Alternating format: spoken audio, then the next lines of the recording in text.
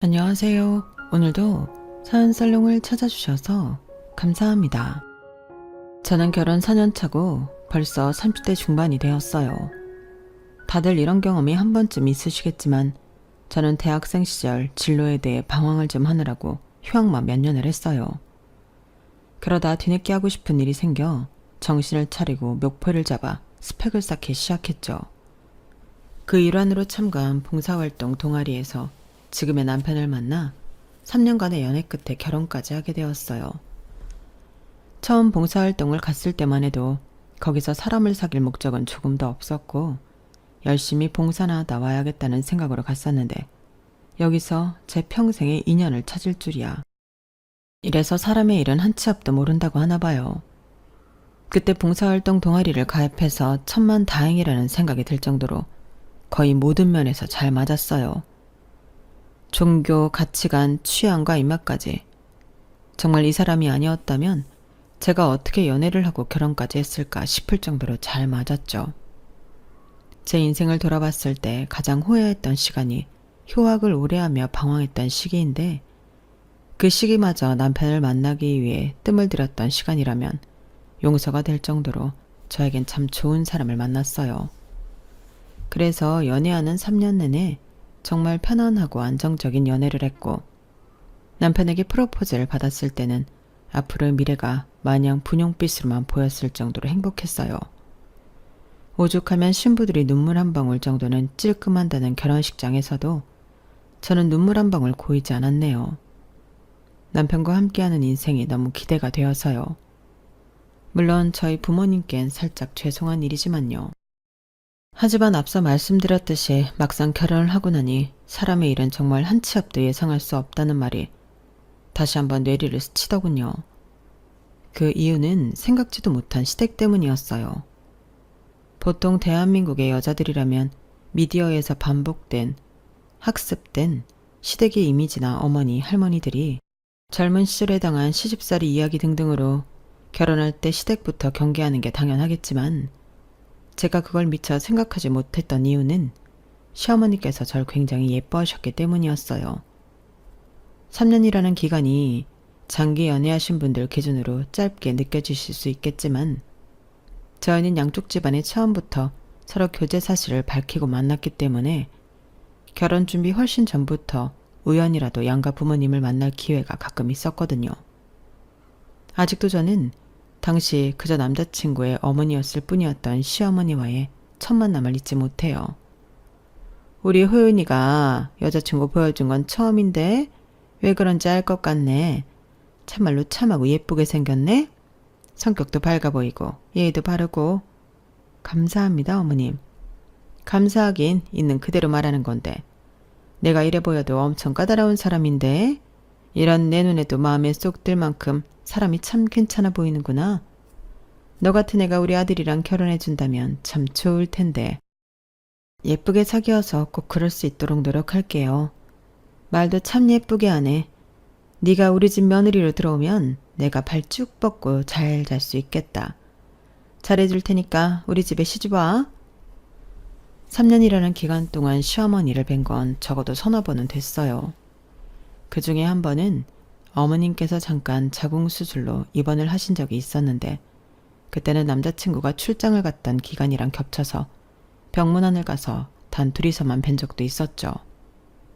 어머님은 제게 크게 감동하셨고 요즘 같은 세상에 이런 애가 없다며 뭐든 다 해줄 테니 빈손으로 시집만 와라 노래를 부르셨어요. 남자친구와도 다시 못 만날 만큼 사이가 좋은 와중에 결혼한다면 시어머니가 되실 분까지 저렇게나 저를 예뻐라 해주시니 제가 결혼에 대해 걱정할 일 따윈 전혀 없었어요. 남편에게는 여동생이 하나 있었는데 시어머니 되실 분이 하도 저를 좋아해 주시니 혹시나 시누이 쪽에 문제가 생기는 건 아닐까 싶었는데 시누이 역시 성격이 유쾌하고 털털해서 몇 번 만나보니 성격적으로 크게 부딪힐 일은 없어 보였죠. 그렇게 아무 걱정 없던 결혼식이 끝난 뒤 처음으로 이상하게 생각했던 것은 결혼식이 끝난 자리에서였어요. 대부분 그렇겠지만 저희도 결혼식이 끝나고 뒷정리를 한 뒤 바로 저녁에 비행기를 타고 신혼여행을 떠나는 일정이었거든요. 곧 떠날 여행에 행복해하고 있었는데 갑자기 시어머니께서 저희 부모님 몰래 저를 한쪽 벽으로 데리고 가시더니 손에 뭔가를 쥐어주시더라고요. 아가, 이거 여행 갈 때 꼭 챙겨가라. 도대체 뭐길래 저희 가족 눈을 피해서 몰래 챙겨주시나 싶어보니 시뻘건 부적이더라고요. 결혼식 당일에 볼 거라곤 생각도 못했던 물건이라 너무 놀라서 떨어뜨릴 뻔했어요. 어머, 어머님, 이게 뭐예요? 갑자기 웬 부적이에요? 너희 허니문 베이비인가 뭔가 그거 가지라고. 내가 용하다는 무당집에 가서 직접 싸왔다. 거기가 대기가 엄청 긴데 하마터면 니네 신혼여행 가기 전에 못 받을 뻔했지 뭐니. 취소된 예약이 있어서 겨우 갔다 왔잖아. 그 부적 비싼 거니까 거의 펴서 밤에 관계하기 전에 베개 밑에 둬라. 알았지? 어머님 너무 감사하지만요. 저희 그렇게 빨리 아기를 가질 생각은 없었거든요. 이 부적은 제가 잘 보관했다가 저희 계획 생기면 그때 잘 쓸게요. 그래도 신경 써주셔서 감사해요. 야, 무슨 말을 하는 거니? 부적에도 유통기한이 있다는 건 몰라? 기운이라는 게 말이야. 시간이 지날수록 점점 옅어지는 거야. 이제 막 써온 따끈따끈한 부적인데 효력이 가장 좋을 때 써야지. 그리고 내가 살아보니까 말이야. 한 살이라도 젊을 때 가진 아기들이 유전자가 좋더라고. 너 옛날에 미녀들 있지? 그 사람들이 왜 그렇게 미모가 잘났는 줄 알아? 옛날에는 다 어릴 때 결혼해서 애 낳았잖아. 배우들만 봐도 요즘 배우들은 옛날 배우들처럼 이목구비 진한 애들이 없잖니. 그게 다 그런 이유에서 그런 거야. 조금이라도 더 예쁘게 나오려면 최대한 애는 빨리 가는 게 낫다. 산모 건강을 생각해서도 그렇고. 걱정해 주시는 건 감사한데요. 일단 남편이랑도 이야기를 해봐야 할 것 같아서요. 으휴, 걔 의견이 뭐가 중요하니? 어쨌든 출산도 육아도 다 여자가 하는 건데. 여자 쪽 의견이 완고하면 남자들은 다 그냥 의견 굽히게 되어 있어. 좋은 날 이상한 소리 하지 말고 내 말 들어. 어른 말 들어서 나쁠 거 하나도 없다. 나중에 되어보면 알아. 나이 들어서 애 가지려면 잘 들어서지도 않고 시험관 하면 여자만 개고생인 거 알지? 내가 다 주변 보고하는 소리야. 우리 이쁜 며느리 조금이라도 덜 고생하라고. 네, 어머님. 일단 알겠습니다. 감사해요. 어머님이 조금도 물러서지 않을 것 같아서 얘기는 그렇게 급하게 마무리 지었어요. 일단 비싼 돈 들여서 써오셨다니 챙겨서 여행을 가긴 했는데 신혼여행지에서 막상 그걸 쓰려니 뭔가 영 찜찜한 거예요.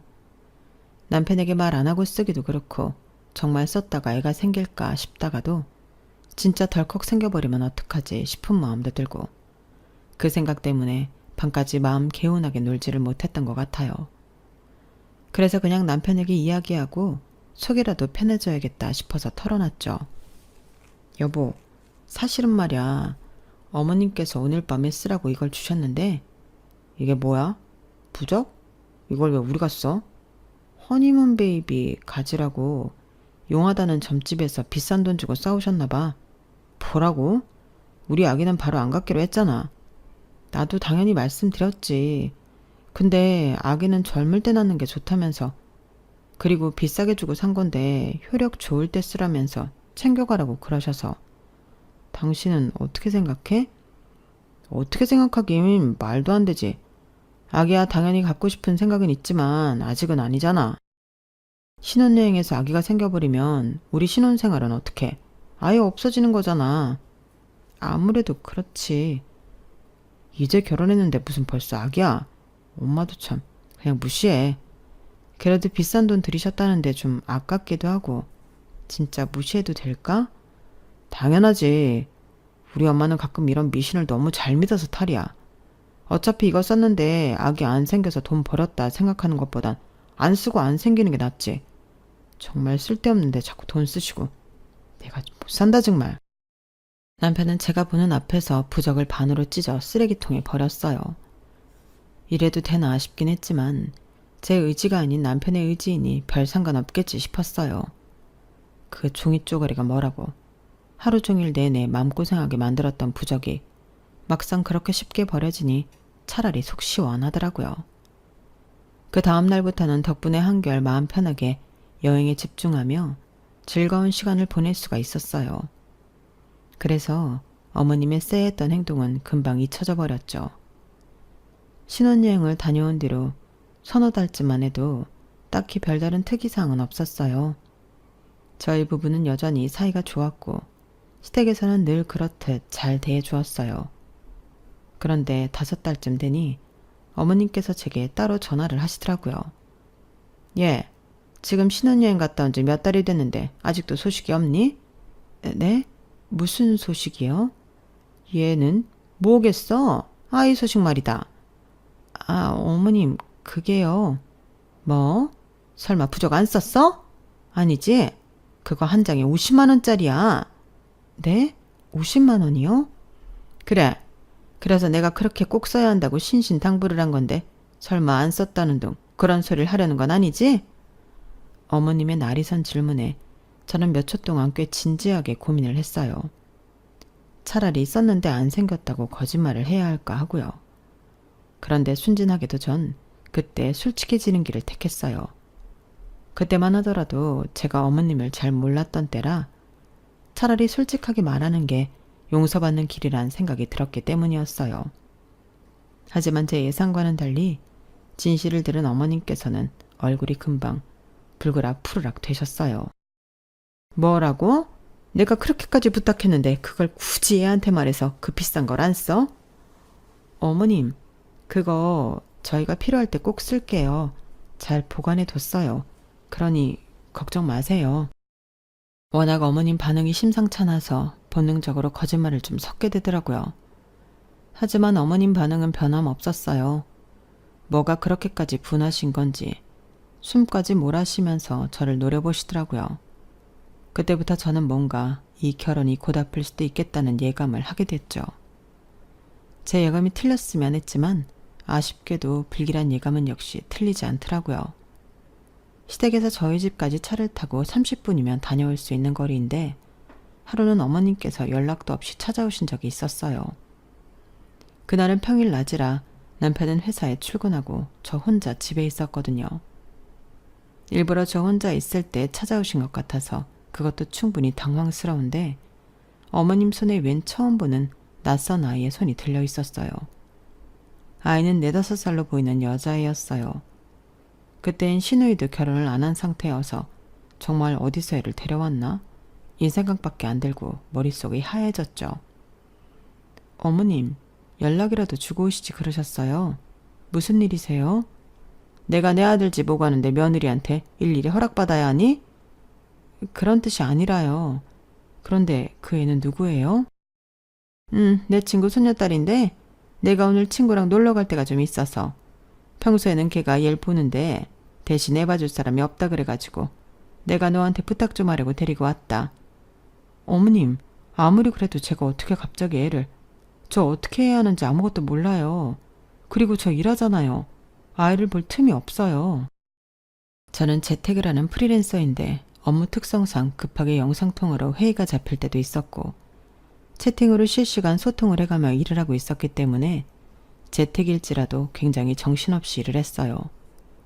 그런데 그 와중에 집에서 일한다는 이유로 남의 집 아이를 제게 맡긴다는 게 너무 어이가 없었어. 얘 좀 봐라.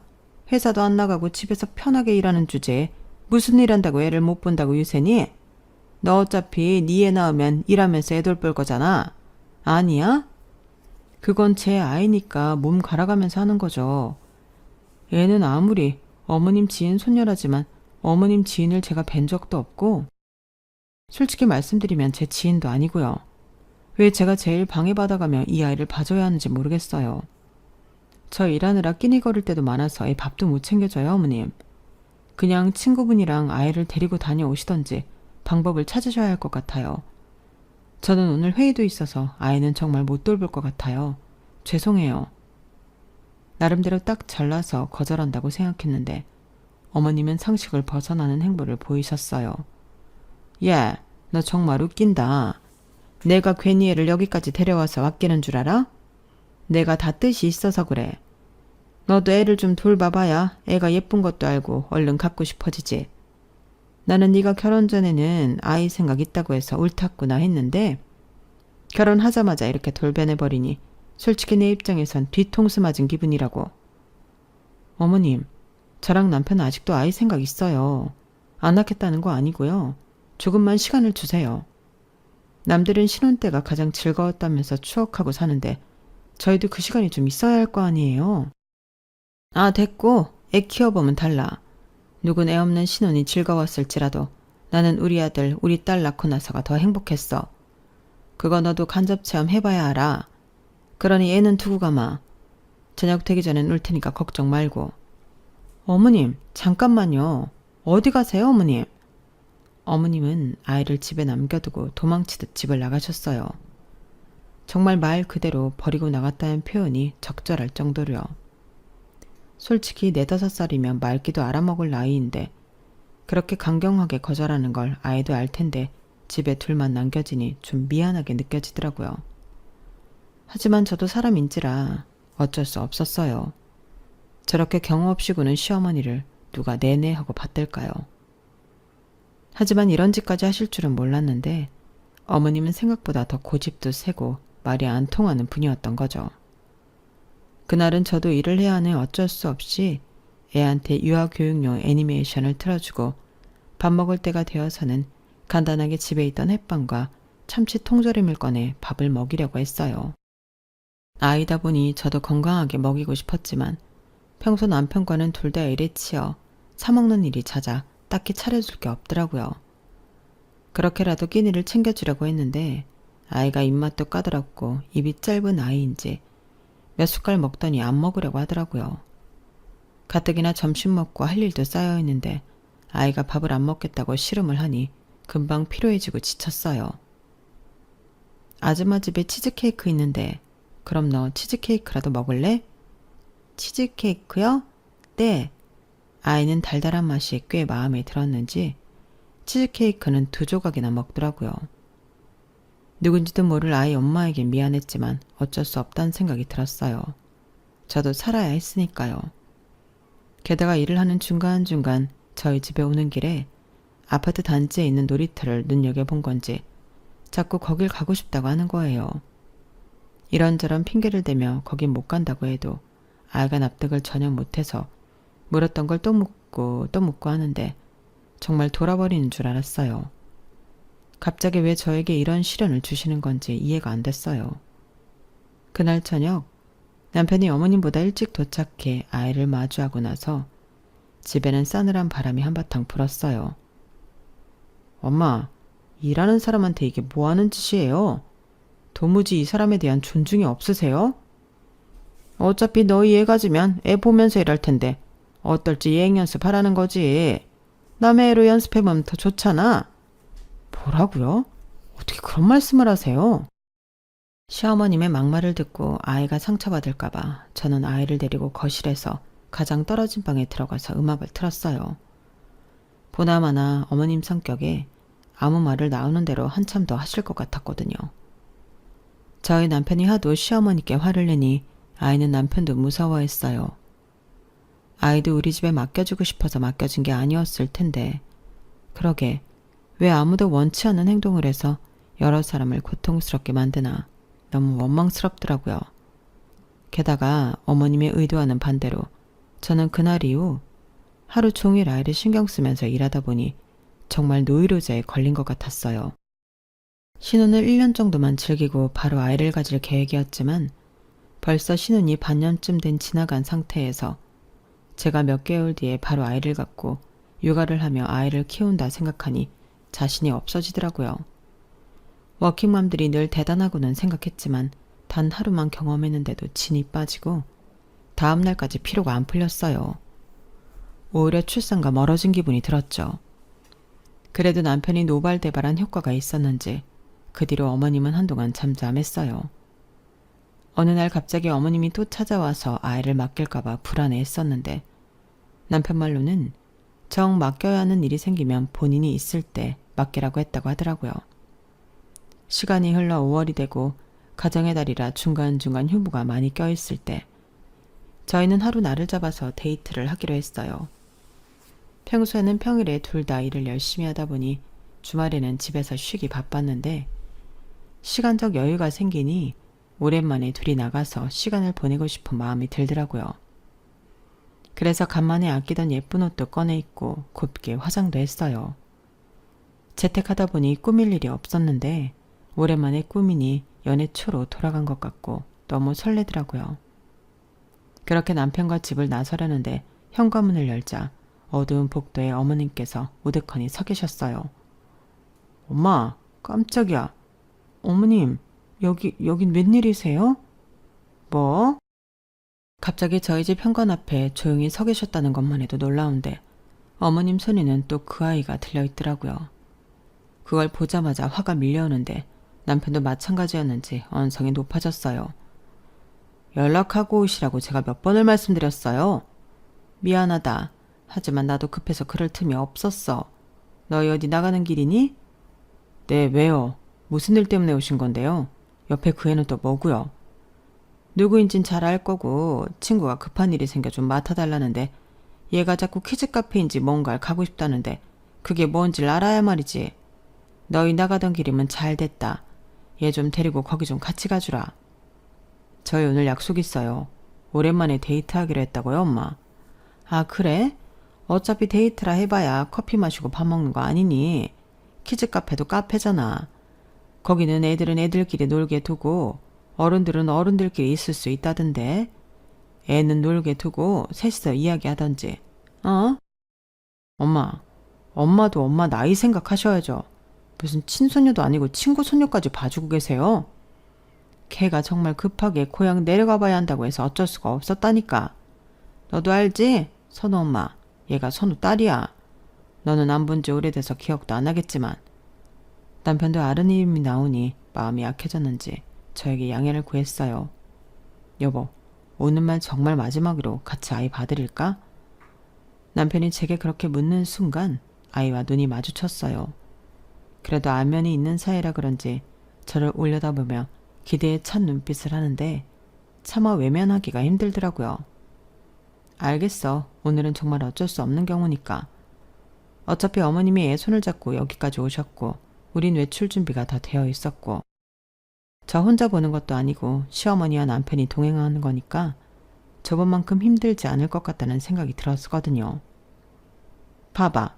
데리고 오니까 애가 엄청 좋아하네. 얼굴이 확 폈다 폈어. 키즈 카페에 가니 아이는 좋아했지만 오랜만에 휴일에 여유로움을 즐기고 싶었던 남편과 제 입장에서는 아이들이 뛰어다니며 소리 지르는 소리, 자기들끼리 생긴 트러블에 우는 소리 등등 조용히 쉴 만한 요소가 단 하나도 없었어요. 이미 키즈 카페를 가기로 결정한 시점부터 포기하긴 했었지만 그래도 실제로 가보니 생각한 것보다 더 정신없고 기가 빨리더라고요. 그래서 저는 어머님과 헤어지는 자리에서 확실히 말씀드려야겠다는 생각이 들었어요. 어머님, 저희요. 당분간은 아이 가질 생각이 없어요. 그래서 일부러 이렇게 아이 데리고 와서 간접체험? 그런 거 안 시켜주셔도 돼요. 뭐라고? 갑자기 아이를 가질 생각이 없다니. 그게 무슨 소리냐?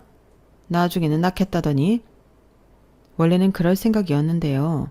지난번에 어머님께서 아이 한번 돌봐봐야 애가 이쁜 것도 알고 갖고 싶어진다고 하셨는데 저한테는 오히려 역효과더라고요. 아이가 있으면 이렇게 마음 놓고 일도 못하고 배로 힘들다는 걸 느껴버렸어요. 오늘만 해도 원래는 남편이랑 휴일 즐기려고 했는데 아이 때문에 기만 다 뺏긴 기분이에요. 예. 그거는 네 애가 아니라서 그런 것뿐이야. 그래도요.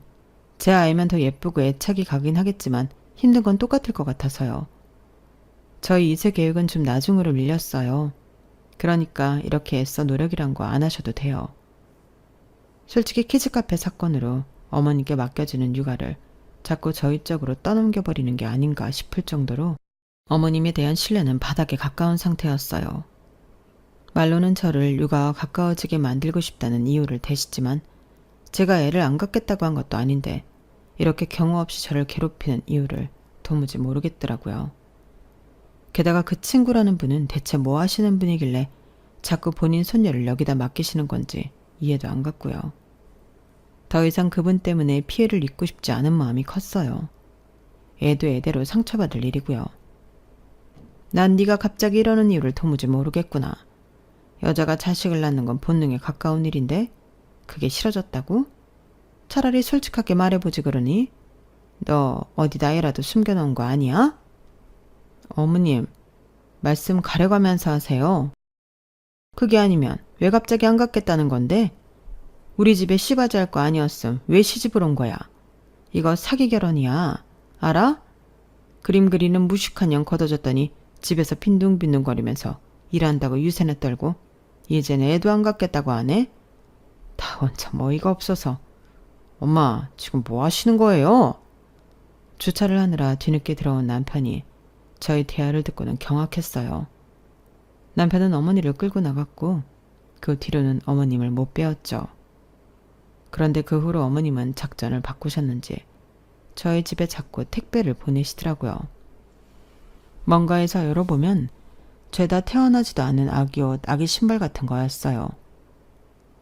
어머님, 집에 대체 뭘 보내시는 거예요? 아무리 강경하게 나가도 안 되니 이렇게라도 내 맘 돌려보려고 보냈다. 당장 낳으라는 건 아니고 예쁜 게 있길래 보냈어. 나중에 아이 낳으면 쓰렴. 어머님은 그렇게 말씀하시고 태연하게 전화를 끊으셨어요. 정말 하다하다 별의 별 방법으로 사람한테 스트레스를 주는구나 싶더라고요. 임신을 했다가도 어머님 때문에 유산을 할 것 같은 지경이었어요. 처음에는 어차피 어머님이 어머님 돈 써서 보내는 건데 무시하자 싶었다가도 정말 무서울 정도로 매주 하나씩 도착하는 택배에 질리겠더라고요. 이미 폭언까지 들으며 싸움 마당에 이걸로 더 싸우고 싶지 않았는데 포장을 열어볼 때마다 저도 뚜껑이 열려서 그냥 뜯지 않은 택배 박스가 집안에 쌓여갔어요. 남편도 이젠 포기했는지 별말 안 하고 있다가 어느 날 결심한 듯 팔자고 이야기를 하더라고요. 그래? 뒀다 쓸까도 싶은데 됐어. 한두 개도 아니고 우리 애가 여자일지 남자일지도 모르는 마당에 이런 선물 뒀다 뭐해? 그때 돼서 필요할 때 다시 사자. 집에 물건만 쌓아놓고 이게 뭐하는 짓이야? 그래, 아무래도 그게 좋겠네. 큰 결심을 하고 택배 온 물품들을 다 뜯어서 한 군데 모아놓고 사진을 찍었어요. 모빌, 딸랑이, 베네저고리, 쪽쪽이 등등 별의 별걸 다 사다 주셨더라고요. 가격을 대충 책정해서 저렴한 가격의 일괄로 중고 마켓에 올려놨어요. 일일이 사진 찍기가 귀찮아서 종류만 기재하고 물품 사진은 안 올렸거든요. 그랬더니 가격이 저렴해서 끌리긴 했는지 거래자가 바로 연락이 오더라고요. 그런데 거래자 프로필 사진에 있는 아이가 어디서 많이 본 듯한 익숙한 아이더라고요. 저희 집에 몇 번 맡겨줬던 그 애였어요. 걔는 이런 걸 쓸 나이가 아닌데 이걸 구하는 걸 보니 혹시 아이 엄마가 둘째를 가졌나 생각이 들었어요. 그래서 자꾸 아이를 할머니께 맡겼나 생각하니 대충 들어맞더라고요. 그래서 모른 척 좀 떠봤죠. 어머, 프로필 사진이 있는 아이는 많이 커 보이는데 둘째를 가지셨나 봐요. 얼마 안 있다 바로 답장이 오더라고요. 나는 아니고 내 며느리가 애를 가졌어요. 내가 나이가 좀 많은데 얼마 전에 아들한테 이거 쓰는 법을 배웠거든. 올려놓은 건 다 새 거죠? 구매하고 싶은데 어떻게 하면 되나? 계좌 이체할 줄 아세요? 모르시면 만나서 현금으로 직접 주셔도 되시고요. 그럼 만나서 줄게요. 며느님 둘째 출산 예정일은 언제세요? 제가 선물로 사진에 나온 거 말고도 물건 더 챙겨드릴게요. 아는 아이의 할머니라고 생각하니 왠지 저도 조금 베풀고 싶어서 말씀드렸더니 너무 좋아하시더라고요. 그때부터 갑자기 묻지도 않은 둘째 손주 얘기를 시작했어요. 애는 이미 태어났고 아들이더라고요. 며느리가 아들을 너무 갖고 싶어 했는데 다행이라면서요. 그 애한테 동생이 생겼다니 저까지 기쁘더라고요. 동생이 생기면 그 아이도 예전만큼 외롭진 않을 것 같다는 생각이 들었거든요. 거래하시는 분은 친할머니라 하셨고 며느님이 임신하신 동안 종종 첫째 손녀딸을 봐주셨다고 하셨어요. 정말 너무 미운 시어머니지만 그래도 괜히 시어머님 친구분이라고 하니 생판 남보다는 좀 챙겨드려야겠다 싶어서 만날 때 간단한 간식이라도 사가야겠다 싶더라고요. 만나서 말씀드릴까 고민도 했지만 시어머니께서 보낸 선물을 되팔았다는 걸 알리고 싶지 않아서 관뒀죠. 만나서 연락이 되어야 하니까 성함이랑 연락처만 주고받을까요? 요즘 중국거래는 채팅으로만 하는데 나이가 있는 분이라 그런지 그런 걸 잘 모르시는 것 같더라고요. 연락처 주시면 제가 도착해서 연락드릴게요. 그래요, 그럼. 그런데 어딘가 묘하게 익숙한 번호더라고요. 임시로 저장하려고 보니 세상에 저희 시어머니 번호였던 거예요. 본인 번호 맞으세요? 본인 번호 아니시면 엇갈릴 수도 있어서요. 맞는데? 왜 그래요? 아니요. 그냥 확인차 여쭤봤어요. 곧 뵐게요. 이쯤 되니 직접 제 눈으로 확인해 봐야겠다 싶더라고요.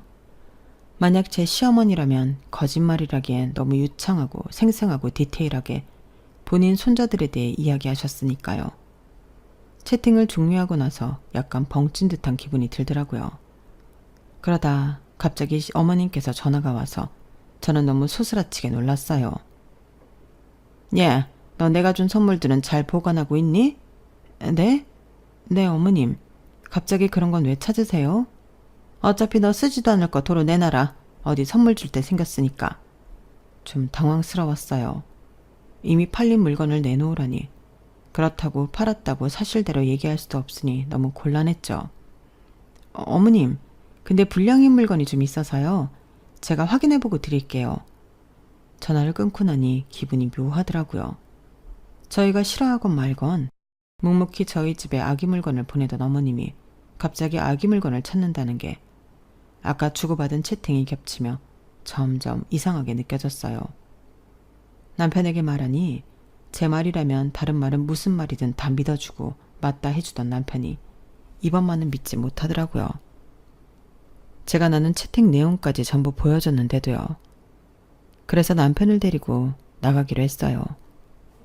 저 멀리서부터 어머님의 실루엣이 보이기 시작하더라고요. 뭐야, 진짜야? 엄마, 왜 여기 계세요? 뭐 좀 사려고 나왔어. 누가 아기용품을 싸게 팔겠다고 해서. 그런데 너희야말로 왜 여기 있니? 아기용품을 왜 사시는데요? 왜 사긴? 니네 선물 주려고 사는 거지. 내가 선물 보낸 게 하루 이틀이니? 처음에는 너무 뻔뻔하게 거짓말을 잘 하셔서 하마터면 속아 넘어갈 뻔했어요. 하지만 방금 전에 통화 내용으로 봤을 때 맥락상 말이 안 되는 소리였죠. 어머님, 아까는 저한테 선물 받은 아기용품 다 도로 달라고 하지 않으셨어요? 그렇지.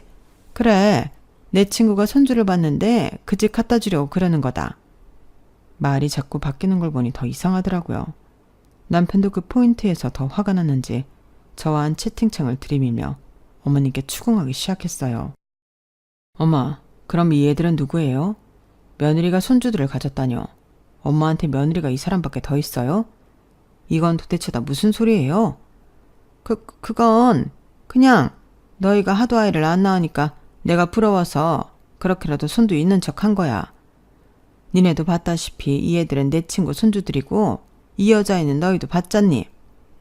어머님께서 요리조리 잘 빠져나가셨지만 상황을 심각하게 받아들이는 남편 앞에서 그런 일회성 변명은 통하지 않았어요.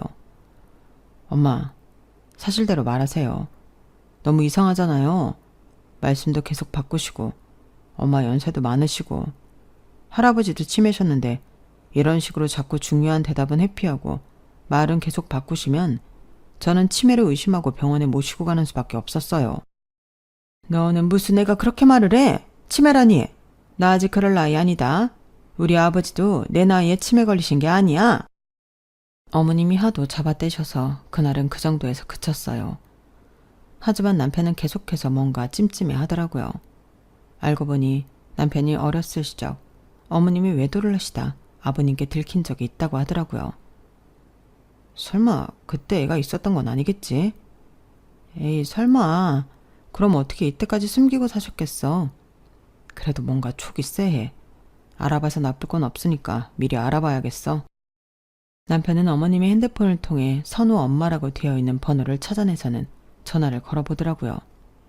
이게 누군데? 기억 안 나? 우리가 하루 데리고 있었던 애가 선우 딸이라잖아. 확인해 봐야지. 잠깐의 통화음 끝에 전화가 연결이 되었어요. 안녕하세요, 선우 이모. 저 준서예요. 어머, 우리 준서 오랜만이다. 아니 근데 네가 나한테 직접 연락을 다 하고 웬일이야? 아, 다른 게 아니라요. 엄마한테 전해드렸거든요. 얼마 전에 또 손주가 태어나셨다고요.